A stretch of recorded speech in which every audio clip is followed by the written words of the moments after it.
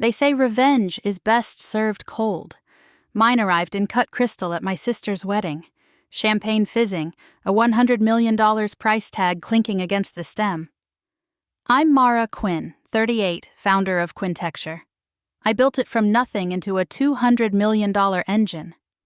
None of that mattered when I stepped into Solstice Estates reception and went hunting for my name. I found it at last, not in the ballroom glow but on a card taped to a corridor arrow. Mara Quinn, hallway overflow, table 1. 2 letters missing, like someone had taken shears to my life. The route led past kitchen doors, where steam breathed and trash bins waited. My tablecloth was polyester, my glass water-spotted, my centerpiece wilted. "Sweetheart," said a silver-haired attendant in a navy vest, setting down a flute of champagne, "you deserve better than this." Her tag read Inez. The kindness landed harder than the insult. Inside, crystal, quartet, money rehearsing its favorite lines, then the click of theatrical heels. My sister, Celeste, swept into the corridor, trailing lace and bridesmaids like orbiting moons. She looked at me, smiled that practiced smile, and pitched her voice to Carrie. "Oh, good, you found your seat. Orderly, isn't it? Trash with trash." The giggles were dutiful. Our parents lingered at the threshold, faces blank, something in me that had bent for 3 decades locked straight. I set the flute down with calm I didn't feel, stood and walked for the exit, head high, spine steel. "Hey, boss!" The word froze the air. I turned. The groom's face drained to chalk. Ethan Ward, once my junior project manager, the man whose accidental share kneecapped a 9-figure bid, had just married my sister. I smiled without warmth. "Well, this is interesting." Ethan reached me like a man in a riptide.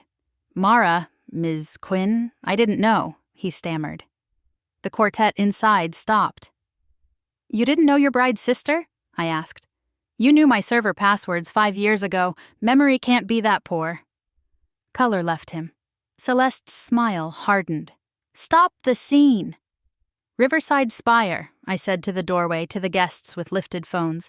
$100 million bid. Our renders, cost models, sustainability matrices, copied. Haverton filed 3 days before finals and undercut our private margin. We nearly collapsed. Ethan whispered, "There was no proof." "There wasn't," I said. "Until tonight." I nodded toward the service hall. Inez stepped out, steady as a metronome. She poured at my parents' family dinner the weekend those files left my laptop. Outsiders were staff. Family had the run of the house. Celeste's bouquet dipped. Who knew my passphrase? Our childhood dog, our street, your middle name. Who borrowed my laptop for a playlist? I looked at my sister. "You did." Ethan flinched. Celeste's eyes flashed. "You can't prove—" "We can." Inez raised her phone. The video showed Ethan at the kitchen island with my open laptop. Celeste reading from a folded note. Timestamp, faces, voices, silence gathered.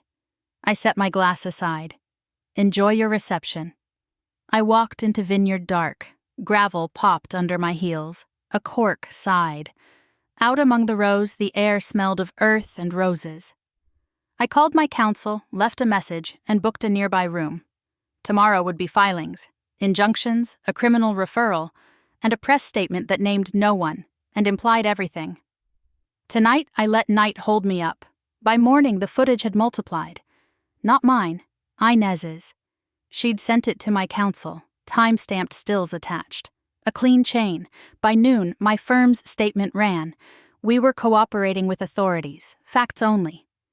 Ethan called from an unknown number. I let it ring. Then Celeste texted, "We need to talk." I met her at a cafe off the highway where no one wore tuxedos. She arrived without the dress, without the armor. "I wanted to hurt you," she said before the coffee cooled. "I told myself you were ice and I was warmth and the world had chosen. I handed him your passphrase. I thought it meant I mattered." Her hands shook. "I'm sorry." The apology landed like rain on baked ground. No flourish, just the sound of something changing. "I won't save your marriage," I said. "I will tell the truth." I did. Depositions. a notarized affidavit with Inez's neat signature. Forensics fixed the transfer to the kitchen Wi-Fi that night. Haverton settled. Ethan pled to a lesser count and lost his license for 5 years. Celeste filed for annulment and moved into a sublet that smelled of paint and hope. I took the settlement and built scholarships for women in design whose families made them small. I sent Inez the first grant in her name. On the anniversary, I drove through the vineyards at solstice. The corridor was empty, doors breathed warm music. I raised a glass to no one and to everyone. I don't forgive easily, but I do not bend anymore.